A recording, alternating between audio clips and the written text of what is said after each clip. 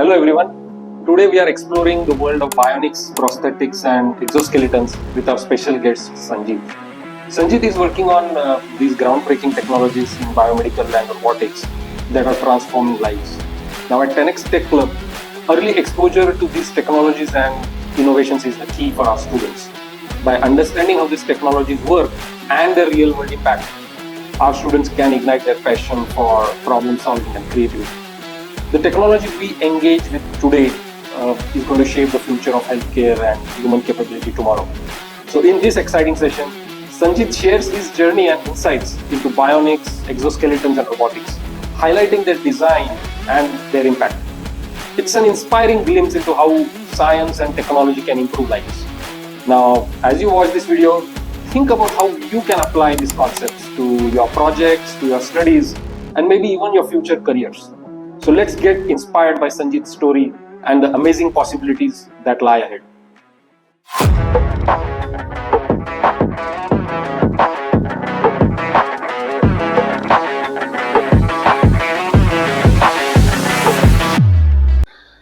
Hello everyone, good afternoon, and first of all thank you sir for giving me this opportunity to mingle with you guys and to share my journey with you all. So thank you for this opportunity.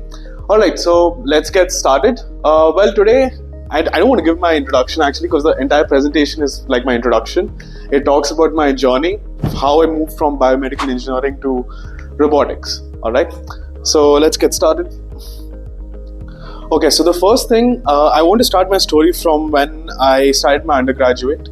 I did my undergraduate in biomedical engineering in Manipal Institute of Technology. Alright. And one thing is that I actually started my undergraduate with biotechnology, all right, and then I moved on to biomedical engineering. So can someone tell me what is the difference, or what do you think is the difference between biotechnology and biomedical engineering? Go ahead. So in biomedical engineering, it might be related to mutating people. Mutating people? Yeah. Okay, go ahead. Biotechnology is basically using biologics to technology, but biomedical is biology in the field of medicine technology. Okay, and what did you say for the biotech? Biotech is basically overall, not only medicine, but overall biotech, including plants and other Okay, biotech. yeah, I get your point. You? What I think is that biotechnology is the technology combined with biotics, which basically means that you use technology to solve problems of biology. Okay. And biomedical engineering is when you combine three fields: biology, medicine and engineering. Okay. Well, I'm really happy with the answers that you guys gave, and more or less it's a combination of whatever you guys have said. So here is one picture, all right. If you want, you can come here and say. But then I just wanted you guys to tell me what do you think these pictures denote. Okay, let's start with the first one. What do you think this is? Go ahead. CD. Oh, perfect. Sorry? No, it's a CD machine actually. All right. So what do you think this is? Do you know what these are? Pulse. No? Yeah? Bones? All right. What do you think this is? TV. No? Computer. Something that is zoomed on. No, that's... Sorry? Someone said something? Sorry? No. Ultrasound. Ultrasound. Correct. What do you think this is? X-ray. No. Prosthetics. Robotic prosthetics. Perfect. What do you think this is? Hearing. Hearing aid. Perfect. Nice. What do you think this is? Molecule. Sorry? Molecule like That is molecule. Yeah, you could say that. I suck at chemistry, so yeah. Medicine? Okay. Test tubes? Maybe that's how I interpret it. Okay. Anyway, what do you think this is? These two. Perfect. Nice. Good. What do you think this is? That chip which you Chip put in implant. your brain. Like perfect. Perfect. What do you think this is? I know. Yeah, a scanner kind of thing. All right. So now that I've shown you this picture, do you understand what biomedical engineering is? No. Good. No problem. I'll try to explain what biomedical engineering really is. All right. But then you can see that biomedical engineering actually consists of all of these things that is mentioned in this word cloud. You have prosthetics, you have rehabilitation. So as you can see, you have cells here, okay? Then you have regenerative, cellular, all right? So how I take it is that biotechnology mostly deals with protein, DNA, on a very micro level. But then biomedical deals with these medicine stuff on a very macro level.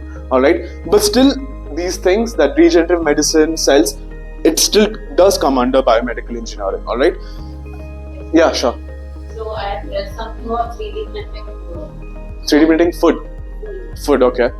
That would not really come under biomedical engineering. That would come under food technology and biotech. 3D printing food. Yes, 3D printing food. Yeah. That would not come under biomedical. That would come under a mixture of biotech and food technology, if you might call it. Tissue. Yeah. That would probably come under. Yeah. Some again, biomedical engineering, like these applications, you need expertise from different fields of areas, so and bring all of them together, to get this.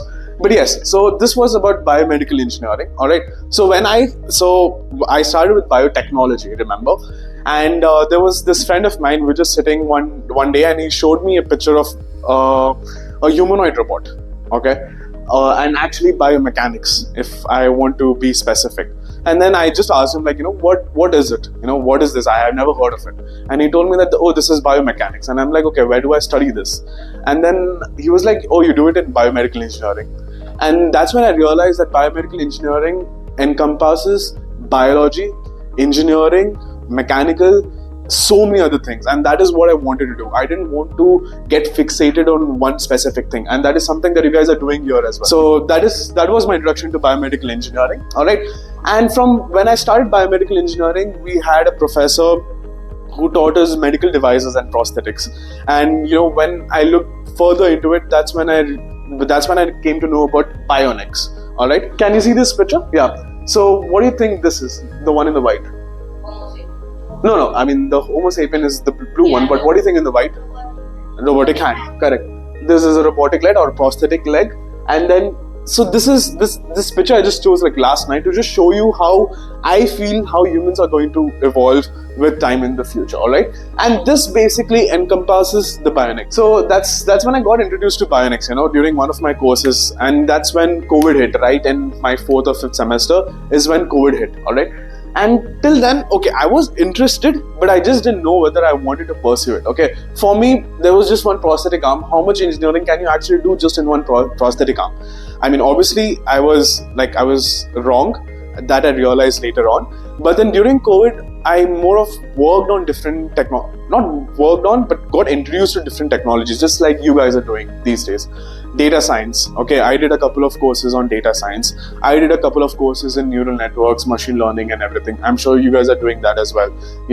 And I spent good 6 to 8 months doing that along with my undergraduate courses, and then I realized that I didn't like any of that.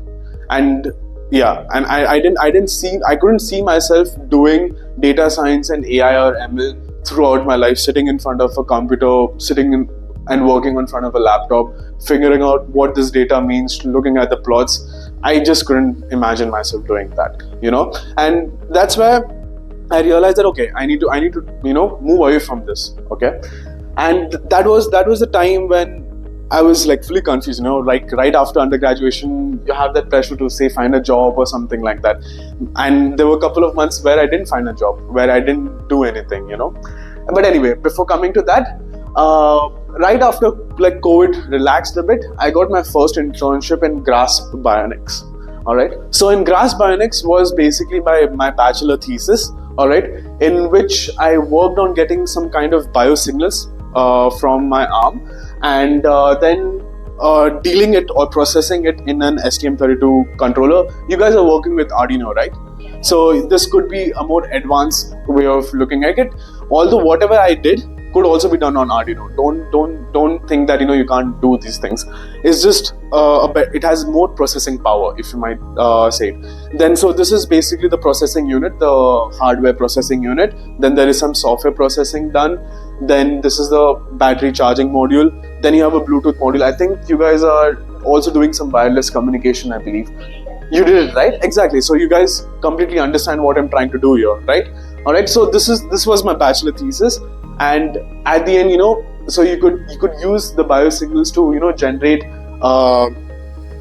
signals or control signals for the robotic arm, or at least I didn't work on the arm per se, but then I worked on the control or the sorry. No. This was not invention as such, but then this was like using one sort of technology to get something else. Yeah. What is the use of this technology? So, for example, the biosignals that you get, all the prosthetic devices that you see, okay, not all, but then the one that are a bit automated, alright, so you get some sort of biosignals from your arms, alright. So, these biosignals can be used as control signals for your prosthetic arm or a robotic arm, alright. So, that is the use of it. The way the brain sends signals, how did you adapt to that, or how did you make your devices understand that signal? Okay, so you get something known as EMG signals, electromyography signals, alright. So those are the signals that is sent by the brains to the arms, and that is how you you use EMG sensors to capture those signals, and then you process those signals, because the raw EMG signals, they're usually very noisy, or they get affected by motion artifacts or the surroundings, and then you process it to clean. And that is what I did here. Like, if you can see, this is like a raw signal, and then you process it to say get this green signal, and then you use a control signal to generate this simple square signal. So that's how you do it. Yeah. Well, isn't the arm cut? So Yes. even the nerves Yes. get cut? Yeah, the nerves do get cut, okay, but then at the end of the nerve, the signals are still being sent. All right, and there are usually these surgical operations where you get the nerves together, okay, so that they can still generate that pulse or the signals. Yeah. So basically, but we need to do this faster because sometimes the nerves they lose feeling. They don't usually just lose the feeling like that. I mean, I agree with the fact that you have to do it. As soon as possible. That is the best case scenario. All right, but what happens if you don't treat it immediately is that the muscles get weak, and that is when you lose the signals. So it doesn't happen like, okay, you broke the arm right now and then in like 1 hour it loses its signals or something like that. Obviously there is a specific period of time, and you have to keep massaging it, or at least using it in one way or another, such that it keeps generating those signals. Alright, so I'm not exactly sure how long does it take exactly, but then yes, as you stop using it, it definitely becomes weak. There is more fat mass which is collected here, which makes it difficult to get those signals. Yeah. So if I have my leg amputated and Yes. I have my knee left, Yes. then if I put a prosthetic leg there, Yes. then is there any way to reprogram the brain into making it think that this is the knee and then the prosthetic leg? I mean, there is nothing like reprogramming the brain as such, but then Like rewiring. rewiring in the sense the nerves. Alright, so there are different surgical practices wherein you collect all the nerves, like the such that easier from there to easier to get the signals from there. All right. Obviously, now for example, all the muscles like the EMG signals and everything, although they are the same, like the force, the amplitude of it will be different. Now, for example, if you generate the signal from here, all right, this amplitude might be different from how much you generate it from here. So there are different ways to classify the EMG signals from where it comes and everything. So that's how you're done. Okay, so moving on. After that, I finished my graduation, and then I did my second internship. It was a research assistantship in Scale Lab in IISc Bangalore. Now, I don't want to show you any results of this, but to be very honest with you, because I didn't learn much, as straightforward as I can be. But I did learn one thing, is that the research is not meant for me. Like right now, I'm doing my master's, but then I don't see myself doing PhD after this. There are certain aspects of research that I might not be interested in. I might be more interested in the practical use of it. I'm not saying that research doesn't have its practical use. There are certain things about research that I've realized later on. But then as far as I remember, after this time period, I was like, dude, I'm not doing research. I just don't like it. I can't see myself doing it. So that is one, even though I did work, there was things that I didn't learn as such from the tech side, but I learned something about myself, and you guys need to remember that is also really important, equally important when you guys are learning something, that it's not necessary that if you do something, you might have to end up doing it or something like that. You can obviously say no and move on to something else that actually interests you. So always keep that in mind, that if you do fail at something, it doesn't mean that that's the end, or you're not good at whatever you're doing. Because there were certain times when I doubted myself, about whether this is something that I want to do, whether I'm even made for this or not. But then, so just this is the story of my life. So something that I want you guys to know and to learn from it. Okay, so after this, after I was done with the scale lab and everything, I joined a startup called Makers Hive, which is in Hyderabad, and I joined as an embedded software engineer. And so this is the team. It was a very small team, around 20 people, and in the tech team, I think there were only around 2, 3, 5, 8 people. All right, and we basically made a bionic hand. All right. This is the bionic hand. It is India's first bionic hand. All right. So I'll show you a demo which will kind of clear out the questions that you guys have asked as well. All right. So I worked here for around 1.5 years, and in this 1.5 years, I did a lot of research, not development as such, but then a lot of things connected to research. All right. Now, after research, okay, you make the product, you have an idea in your mind and everything, but then from that point to actually realizing it as a product and pushing it into the market, it's a long way. Trust me on this, guys. Like, I thought, okay, you're done with the product, you manufacture it, you get it together and everything. But trust me, that is not at all the story. There is so much of testing, there are so many issues that comes along with it that you actually need to deal with. As an engineer, just know that just learning some tech is not the end of it. I think when you guys are doing your projects or something, I'm sure you guys must have come across a lot of problems. Okay, this wire gets disconnected, this is not communicating that, or this motor is not working all of a sudden. Just know that that is all a part of engineering and the day-to-day work that you do in a company. All right. So that is what I did there. I worked as an embedded software engineer. There were a lot of bugs in the firmware or the code aspect of the electronics, and I basically fixed those bugs. I actually met a lot of users. I got feedback from them. Then there were a couple of changes that I had to make in the hand. So I did, all of that. So that is what embedded software engineering part was. And the other thing was product development. So being in a startup, it actually helps you see a product from end to end, right from the ideation. Although I was not a part of it from the ideation stage, but I did realize what product development actually is. And that's how I knew that, okay, I like product development. All right, so before moving to the next slide, I just want to show you how this hand performs. All right. So I don't know if you can, you can pause it. Okay, good.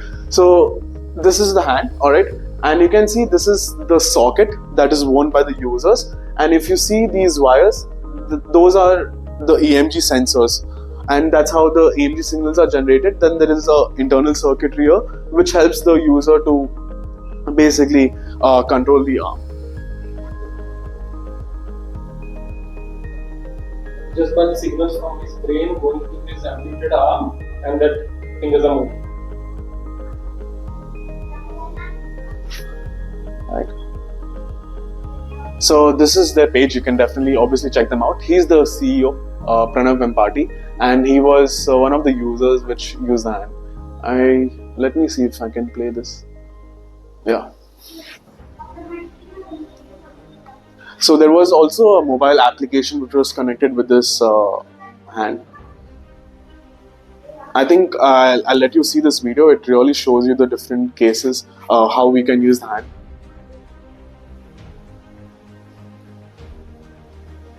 And it's a very big thing that you use such a thing for a person who has lost his limb.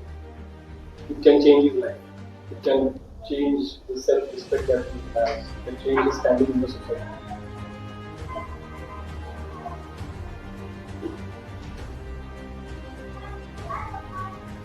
There are certain things that we take for granted, like lifting a bag. You can just take it however you want. But then for these users, it becomes very difficult. So this is a huge thing for them.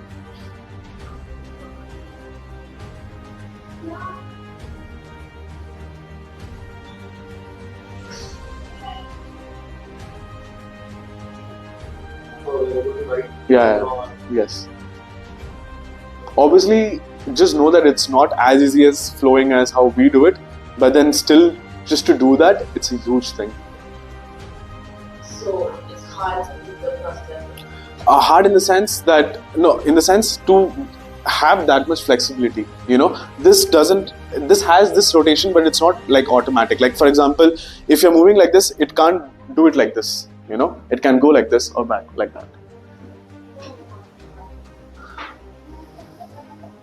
What if they don't have the other arm also? Then both arms can be replaced? It can be replaced, yes, but then it makes it equally that difficult. So like that's the thing about this, guys, that yes, it does seem like a very simple thing that haath bana diya, theek hai, chalo ho gaya.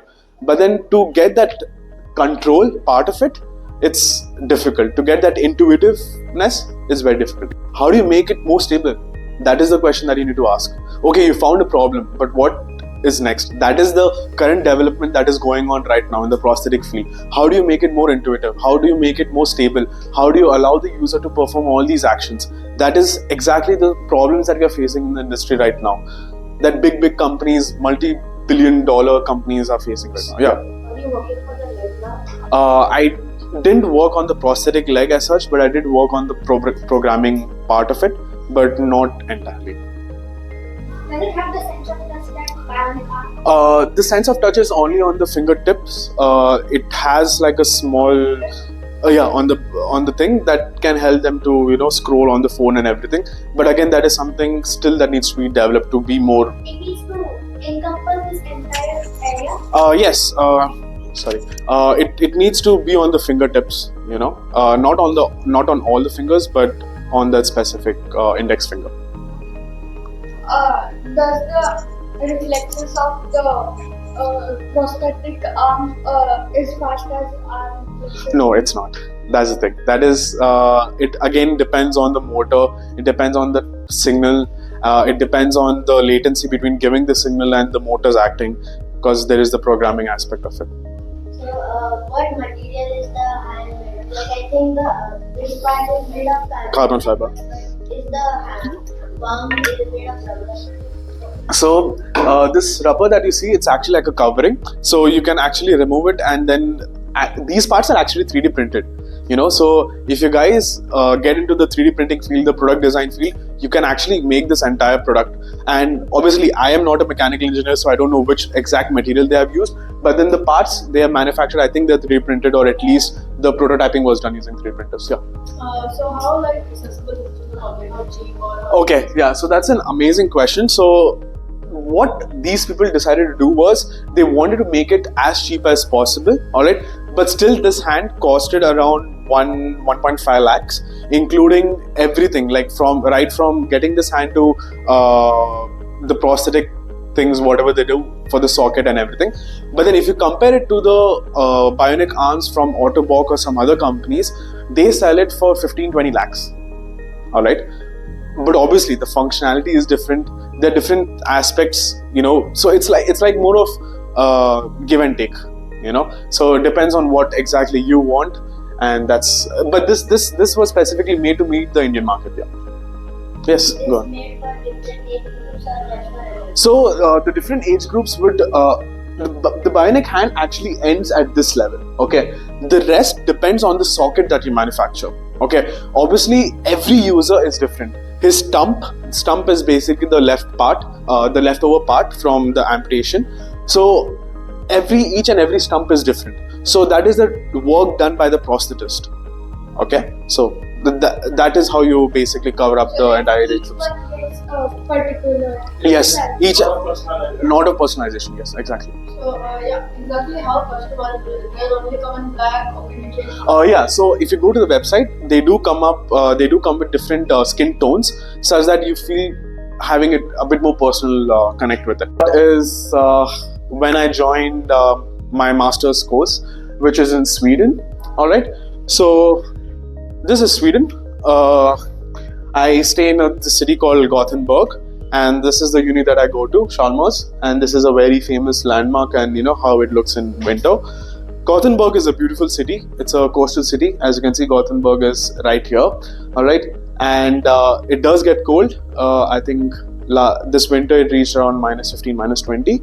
So, but it was a nice time. But yes, this is Gothenburg, and I'm doing this course, Systems Control and Mechatronics. It's basically robotics, just to put in simple words. But then to dive deeper, it's more of control engineering. How you get these signals and everything, and how do you control based on those signals and stuff. Yeah. So I'm doing Systems Control and Mechatronics. It has more of control engineering into it, and after this I'm also focusing on humanoid robots. Like after going back, I'll have a course in humanoid robots, and I'm also working on a project which will basically be the next slide. So during this time I did like a summer work, and this is where I worked on the leg aspect of it, of the software part.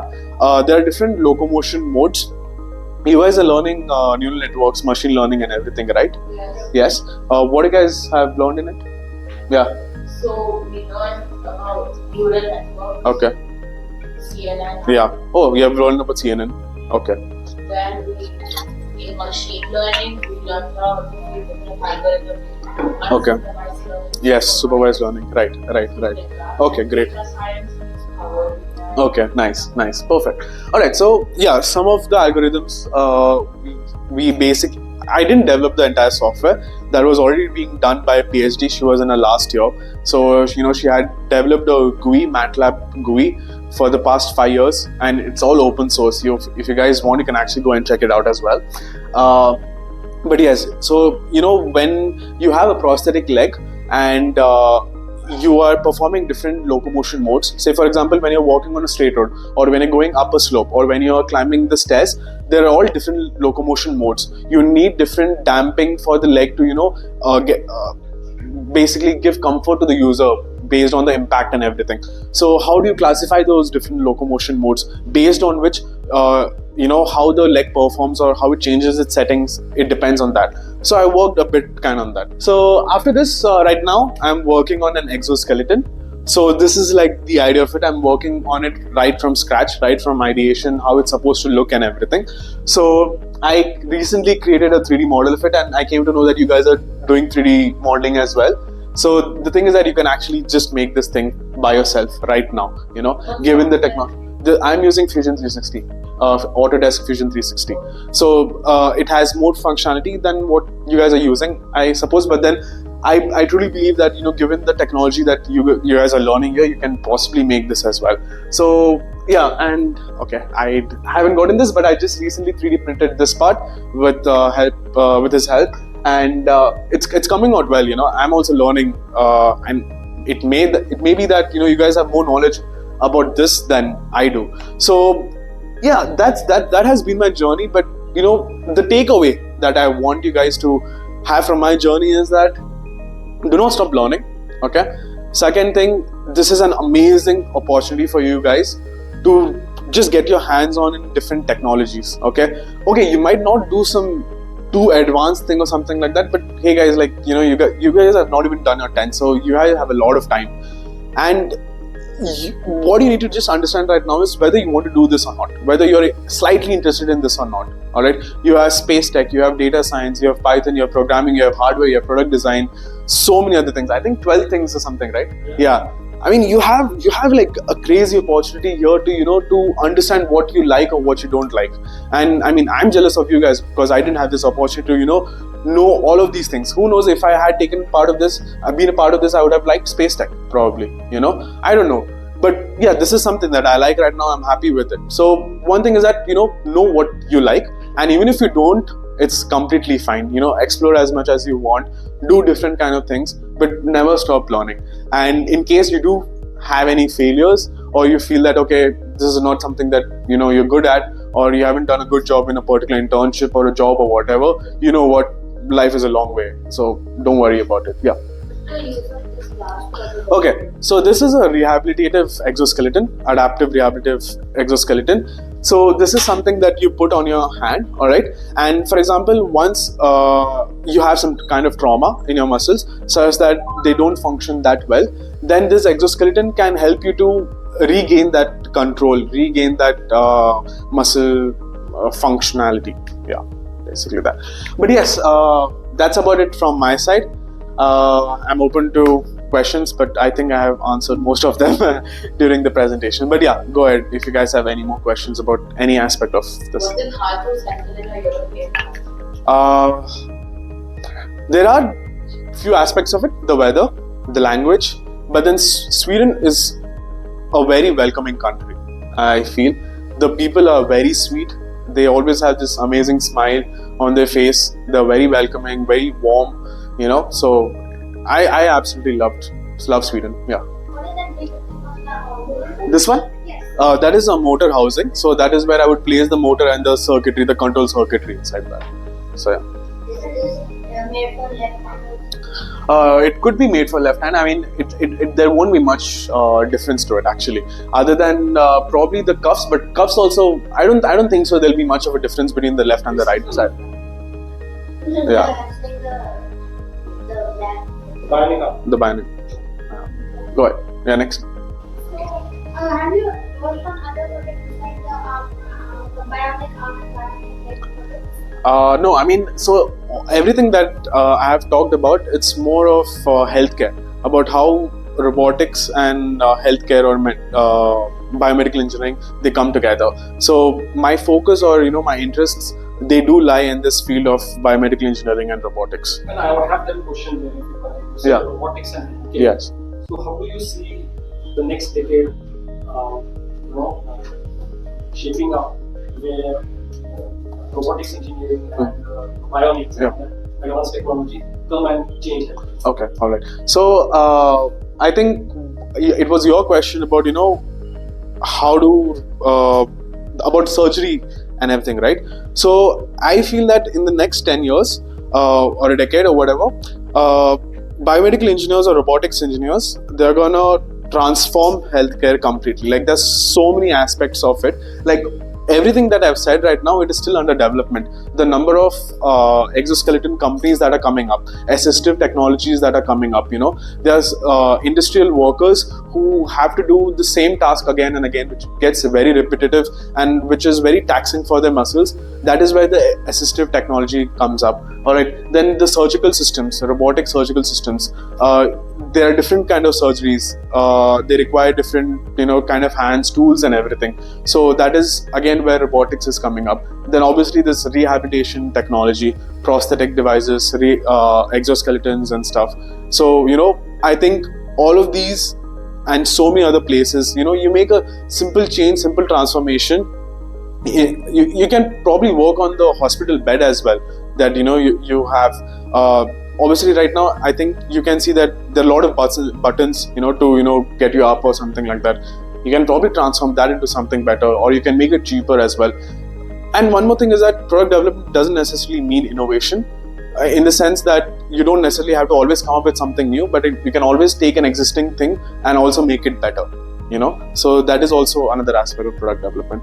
So I feel that that is where how healthcare and robotics, they can come together and change and make it better. Yes. Regarding that, you are saying the assistivity. So if I am not wrong, I wanted to ask that, like Apple, they have this feature called assistive touch. So is that same as this assistive support that you're talking about? Yeah. In that basically it can help a person do this. It means, for example, it is not I think for hand, but in that basically it allows persons to kind of use the whole like for my iPad. In that this assistive touch, it allows things to do. Like I think if somebody doesn't have a hand, he can say what they want. Yeah, that can also come under BCI, brain computer interface. Okay, so in that you basically use your EEG signals, your brain signals, to directly perform some activity, and that is actually being used to treat some diseases as well. Probably, I'm not too sure which diseases, so I don't want to give away wrong information. But then, some people who just cannot do anything with their body or something like that, or they're like completely paralyzed, they can still use their brain signals to, perform some actions. Yeah, I think there was another question here. This one, yeah, okay. So, Yeah. can biomedical engineering help arthritis? In arthritis, yeah, I think they can, or they can at least remove the pressure or the load, that the users face. Yeah, in this exactly. Yeah. Other than like the arm and the leg, what else can you do in this subject? Yeah, Bionic Ice. I mean, it might seem a very simple thing, but wait. Let me go back. Okay, this one. So this that you see, okay, you can see that, okay, he's controlling the quadruptor only with his brain. All right, he has an extra arm, which is that character in Spider-Man who has that extra arms, that guy. So he has those arms and everything. All right. So just imagine a guy is doing something, all his arm, they can autonomously do something else, which can speed up the entire process. Okay, this can be used in the manufacturing industry. You know, say a worker is doing something, if he wants to reach that, he doesn't have to come take a ladder and go up and get it. You can just use the hand, grab something and put it down. So there are obviously different application areas. Now I can't like list all of them, but then one way or another you will definitely be able to use it. Then you can also see like heart replacement, lung replacement, heart replacement. You know, if you make a bionic device which can mimic the heart's functionality, I mean, you know, that is also part of biomedical engineering. So in the video, the guy was holding the bag. So how did he hold?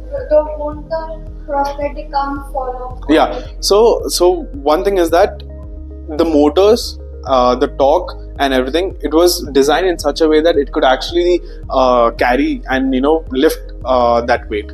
So that is again that comes into product development and aspect design. I think there is also one more hand. I'm not too sure which one, but it can lift up to 30 kgs. But how would it hold the person's arm?